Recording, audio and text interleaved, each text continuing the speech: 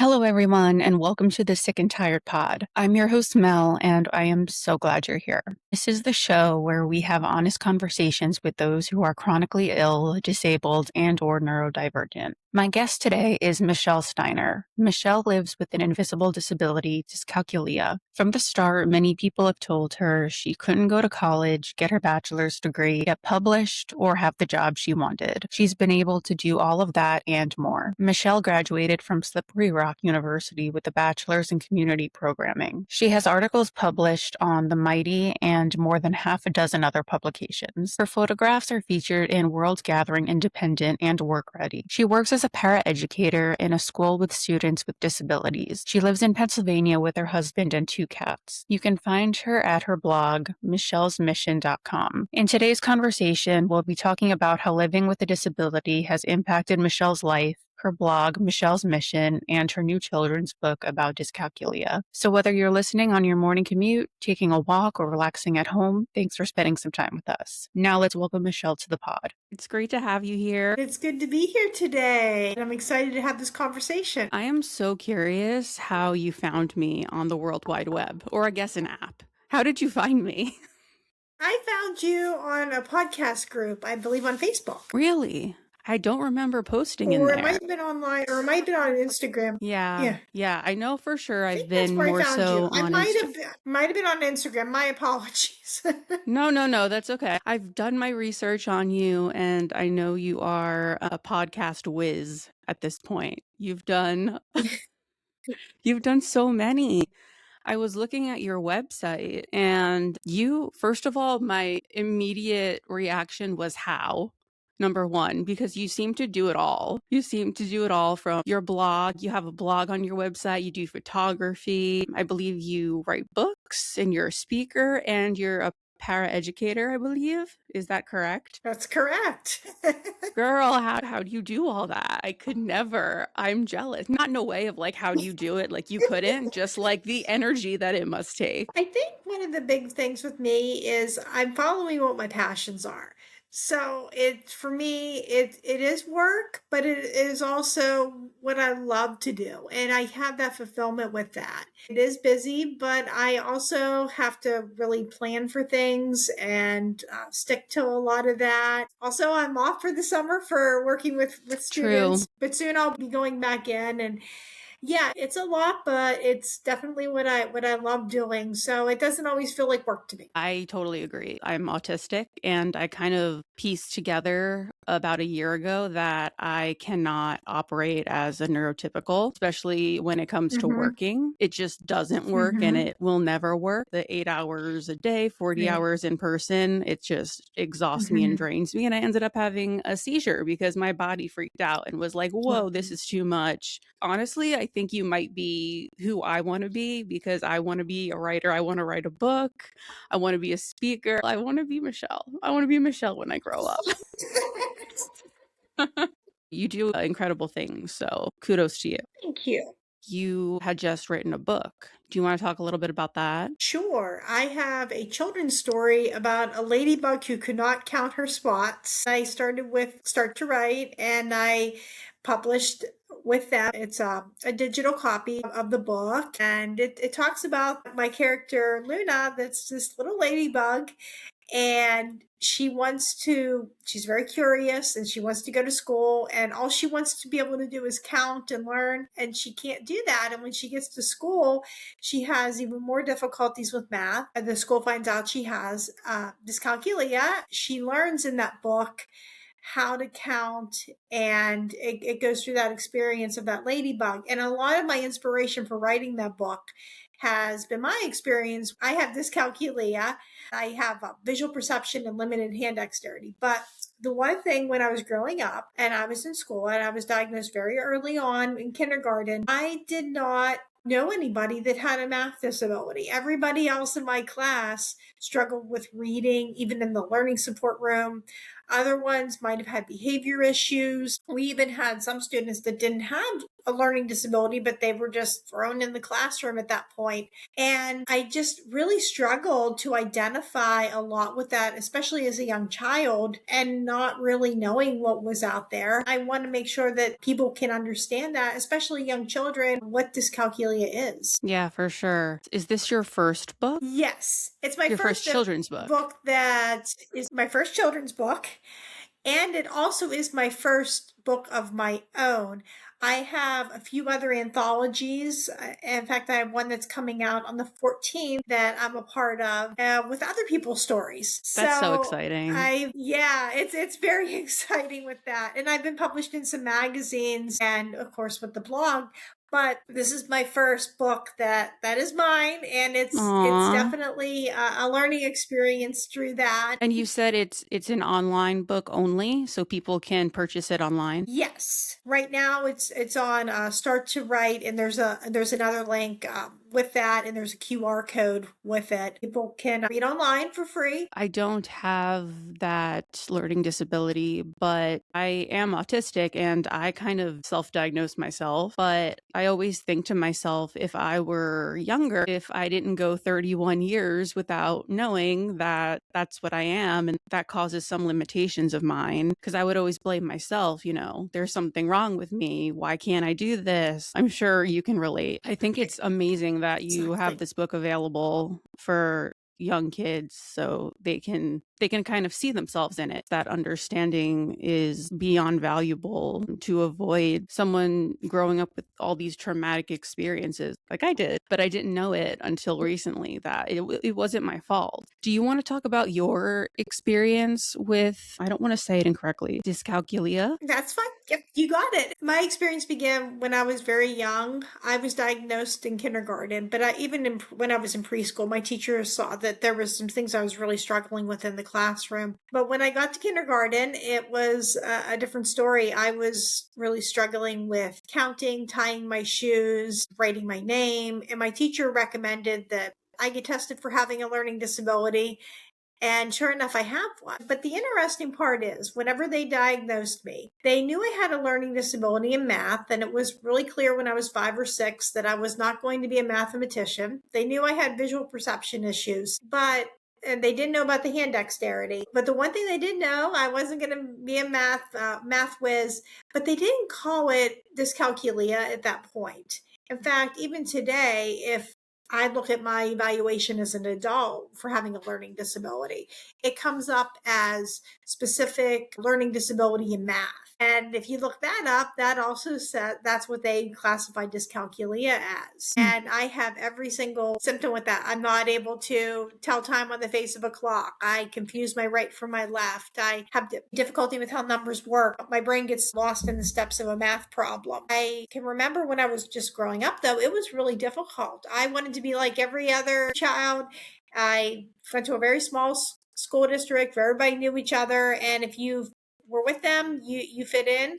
But if you weren't, then you definitely stood out. And I can just remember, even though you can't see my disability, everybody knew that I went to learning support to have a test read or to have extra help or have extra classes. And even in regular ed, I still struggled, though. Everybody could see that I really had a difficult time with learning. I can just remember writing was one of those things that really healed me, though. My dad found a story about a dinosaur that I wrote in 2nd or 3rd grade and said, wow, this is really good. And that just encouraged me. And that just made me want to write even more things. And reading and writing became my world. And as I got throughout school, it got a lot harder for me socially. Academically, I was doing really well. I was in all regular ed classes except for math and a resource room. Socially, that was when things got really tricky for me. I can just remember not fitting in with anybody. Everybody had their own little group, and I just did not feel like I fit in with them, and I wasn't connected, and a lot of the bullying really intensified at that point. And what I ended up doing was I found a group outside of our school district that was an arts group, and I started hanging out with them,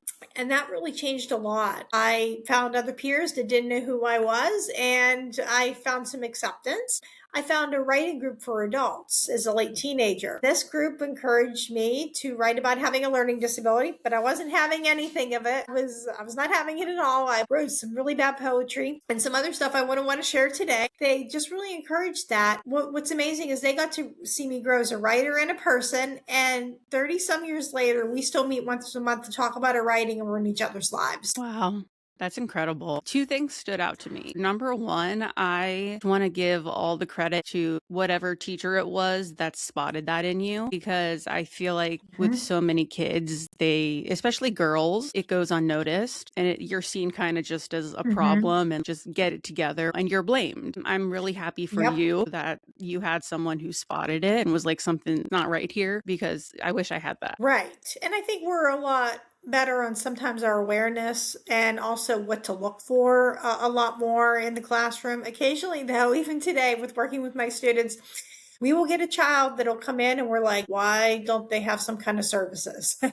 And yep, that happens every year. I was really fortunate that my teacher could spot that, especially back in that time. They Yeah, really for sure. didn't know a whole lot. And you weren't in any type of like special class, special school. It was just like a public school. It was a public school, but I did have learning support for math, actually all Okay. areas in the very beginning. I mean, the teachers, even though I was a good reader, my teacher really wanted me to have a good understanding of how language worked and with reading. I had a slight Yeah. comprehension one. I also had speech therapy because my ears were clogged because I had tubes in my ears for a number of years. So I wasn't hearing words correctly. And then what I started to be able to be in regular ed classes for science, for social studies, English eventually, and I had accommodations along with that. I had the test read aloud to me. I had extra time on tests. I would sit up in front of the classroom so I could hear better for a time period.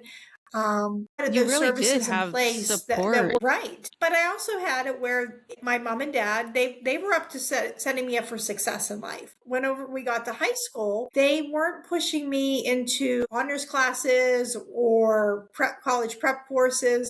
I still had a learning support math with very basic math goals in mind. My other classes, though, they were academic and they were regular, and the teachers really expected me to learn just like any of my other peers, and I did really well with that. That's good. And I had to take accountability, which I think is really important because I learned how to balance out having work and maybe not doing so well in a test. I can remember how frustrating that could be, especially when I was younger. But when I went to college, it was an easier experience for me in some ways with knowing how to be able to handle a lot of that in the areas I was good at. Now, math was a totally different story, and so was science, and I had some struggles and some stigma that I struggle with, but I really had a lot of support. And I also credit my mom and dad too. They would study with me every night. Sometimes it was long, tearful homework sessions, but they just expected me to try my best. And we set up on that path to be successful, not to be some That's version good. of me Yeah. that they wanted. It sounds like they kind of recognized the areas where you struggled and made sure you had support in those areas. Then also, Right. you were the super capable person with reading and art and all those Right. things. So it's not one aspect or one thing takes up your whole being. You're a complex and multifaceted human, which I think is really great that your parents took the time to sit with you. I'm just super happy for you. Of course, it wasn't always easy and you had struggles, but it seems like you said you were set up for success. It makes me, like you said, some of your students that you see, they come through and they just get looked over. But also, I think another really important part that you mentioned was the piece of belonging. And you didn't really find that Right. until you found your outside of school people. And we all just want to belong. I think that's important just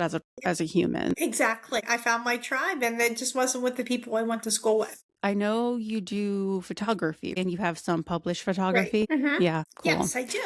And that was an unexpected part because I didn't think I was much of an artist other than writing. I cannot draw a straight line, and I'm not great at drawing things, but I can remember when I was at prom and I took a picture of a tree at our venue, and all my peers were asking me, why did you take a picture of a tree? And when I showed it to an older woman in my writing group, she said, that shows perspective. And I put that on the shelf for a number of years.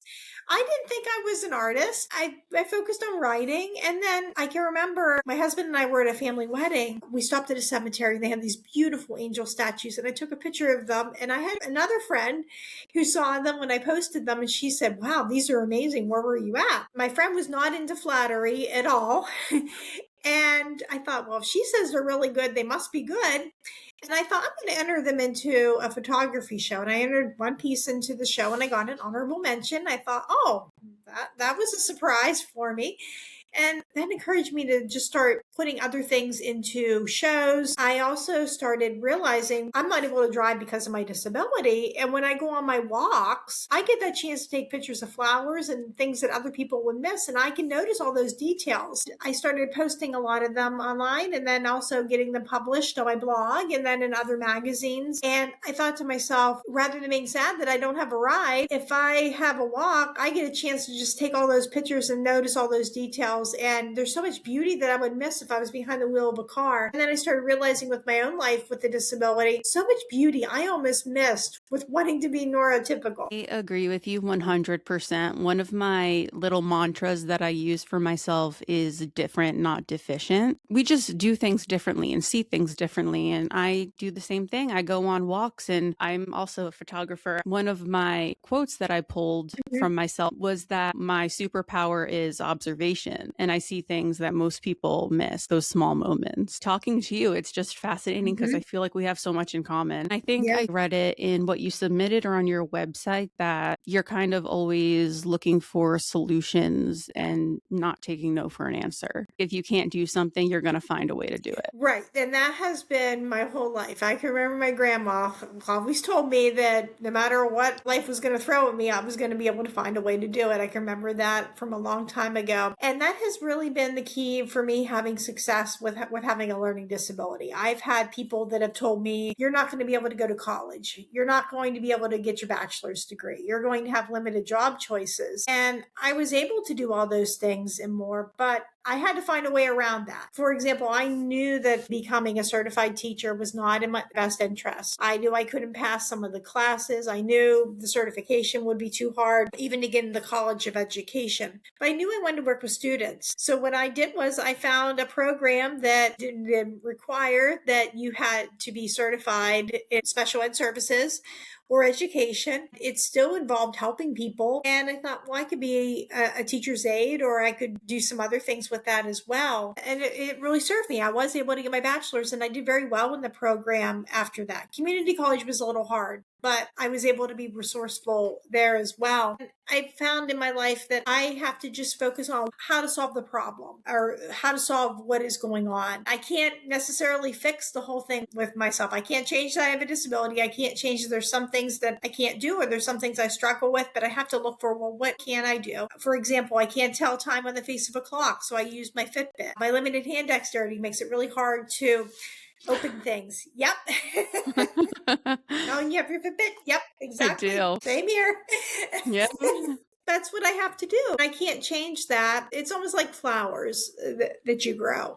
You can't change what the flower is, but I can change the conditions that a flower is going to have to survive. I would never put my begonias in the bright sunlight because they would wilt. And I would certainly not put impatiens or daisies in the shade because they wouldn't be thriving. They need that sunlight. So I try to just look for things that I can do to help myself and to be that creative problem solver. This is really speaking to me because, as I said before, I figured out that I can't work, and with work comes the income. So I can't have the income or the relationships that people would get if they were working a conventional neurotypical job. So I've kind of had to pivot and find things that fulfill my own life. I've taken up volunteering at a food pantry, which I love to get community. It might not be the way everyone else does it, but there's still a way. I hate the word inspiration, but talking to you, it gives me hope. You know, it might not be the way other people have done it, but there's a different way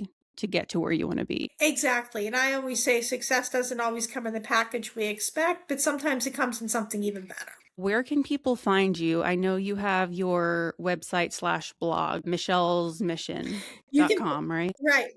Uh-huh. You can find me at my blog, www.michellesmission.com, and I'm on Instagram and Facebook as well. Very cool. Everyone can tell, and you can tell that I loved talking with you. Thank you so much for taking some time to talk with me today. I really appreciate it. Thank you so much. It's been a pleasure. Take care, and we'll see everyone next time.